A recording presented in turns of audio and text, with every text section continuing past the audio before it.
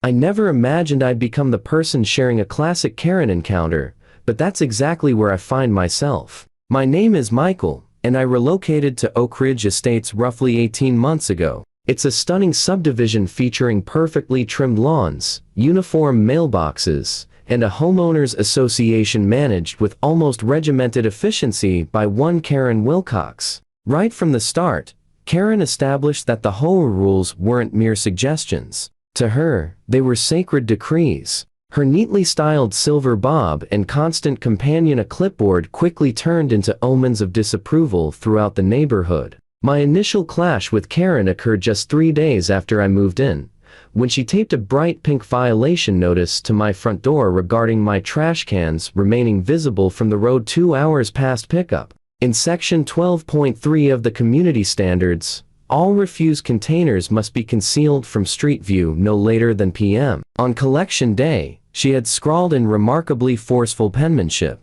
I followed the directive, relocating them to my garage, yet that initial citation apparently marked me as a target in Karen's eyes. In the months that followed, I was hit with infractions for nearly every conceivable infraction. My lawn grew a mere half-inch beyond the allowed height. My seasonal lights and ornaments appeared 3 days before the designated start of holiday decorating. My vehicle sat in the driveway instead of the garage for an entire day while I sorted out storage items. Every notice arrived accompanied by an in-person lecture from Karen, who appeared to derive genuine satisfaction from detailing precisely which regulation I'd breached and the escalating penalties I'd incur for ongoing defiance. I attempted a courteous strategy, showing up to HOA gatherings and proposing sensible changes to some of the stricter policies. This only intensified Karen's obsession with me. During each session, she would cut off my suggestions with, "Having served as president of this association for 8 straight terms, I believe I know what's truly best for our community." Her voice always dripped with that patronizing politeness that caused multiple residents to shift uncomfortably. Matters worsened when I decided to repaint my entrance door. The shade was officially sanctioned Oak Ridge Estates Regulation Blue No. 4, but Karen maintained it was, in fact, Regulation Blue No. 5. Utterly unsuitable for a door facing north. She convened an urgent HOA session over it. A genuine emergency assembly, over a hue difference, practically impossible to detect. That's the moment I understood Karen wasn't simply fond of upholding standards. She craved dominance over every aspect and individual in her surroundings. The serious conflict started last Tuesday with my mother's visit. Mom is 72 and has been dealing with ongoing medical challenges, yet she was determined to drive the 3 hours to tour my new home. All was well until that night, when she commented on feeling exceptionally fatigued and experiencing chest tightness. As her color drained and breathing grew labored, I acted immediately. I dialed 911. The operator confirmed responders were en route and instructed me to help her stay calm. I guided her to the couch in the living room so she could rest flat, and I propped open the front door for easy access by the EMTs upon arrival. That's when Karen's distinctive voice echoed from my driveway. "Excuse me, but what precisely do you believe you're doing?" she inquired in that grating manner that had become the recurring dread of my daily life. I went out to see Karen, positioned beside my mother's vehicle, which was parked behind mine on the driveway. "My mom's experiencing chest pain. I've summoned an ambulance," I said, struggling to remain composed amid the rising panic. Karen's face remained impassive. No trace of worry appeared. "Well, per Section 8.7 of our bylaws, homeowners are restricted to 2 vehicles on the driveway, and this is obviously a third," she stated, pointing at my work van, my everyday car, and now my mother's sedan. "One must be relocated right away, or you'll receive a citation." I was stunned by her words. "Karen, this is a medical emergency. My mother requires help. Parking can wait."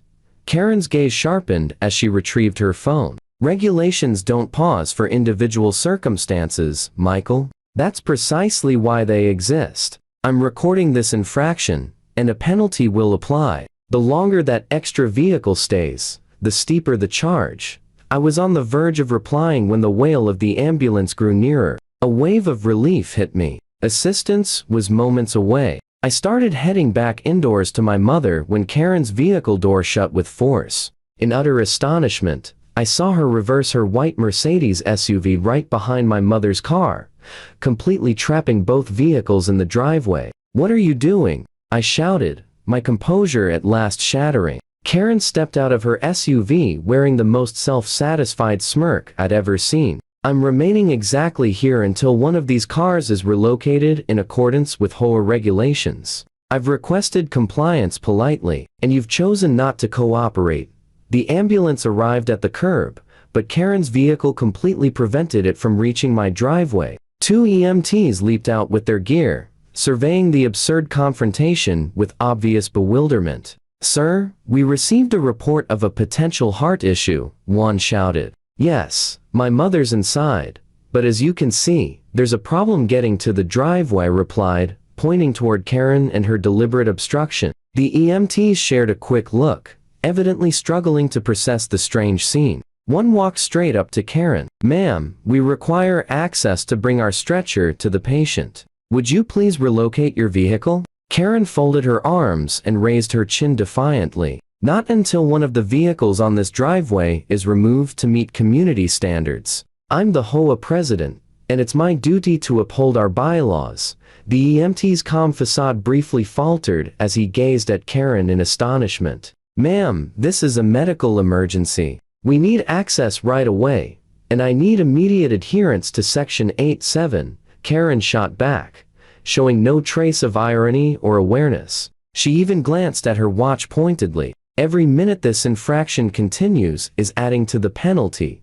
The other EMT was already on his radio, and I overheard him say, "Dispatch, we have a person preventing emergency vehicle entry, sending for law enforcement support at this address." He then addressed me. "Sir, we'll carry our gear across the lawn. Lead us to the patient." As the EMTs trailed me indoors with their kits, I could still hear Karen yelling about property line rules and potential grass damage infractions. I concentrated fully on my mother, who fortunately remained stable, though obviously uncomfortable. The EMTs started their evaluation right away, checking her vital signs and inquiring about her health background. Through the open entrance, I caught the sound of approaching police sirens. By the time the officers pulled up, the EMTs had concluded that my mother required immediate hospital transport for additional tests. The challenge remained, moving the stretcher to the ambulance while Karen continued blocking the driveway. I went back outside with one EMT to discover 2 police officers trying to negotiate with Karen, who was now reciting HOA rules word for word,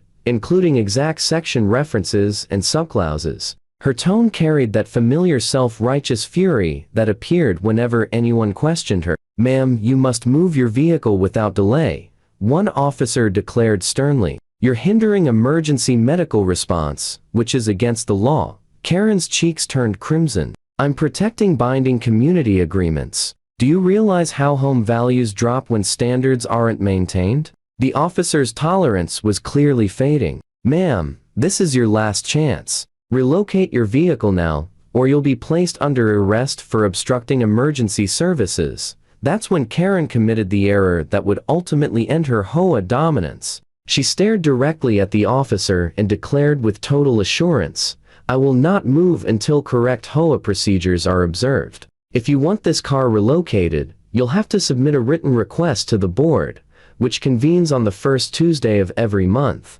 What followed was truly spectacular. The officers shared a brief look, and one promptly produced handcuffs while the other started reading Miranda rights. Karen's face shifted from arrogant confidence to pure shock as the true weight of real legal consequences, not her imagined ones, sank in. "You're arresting me? Do you know who I am?" she protested as the cuffs locked shut. Her pitch climbed noticeably higher. "I've served as president of this HOA for 8 years. You can't do this. Ma'am, you're under arrest for obstruction of emergency services and interference with medical personnel," the officer stated evenly, as he escorted her to the squad car. "You have the right to remain silent."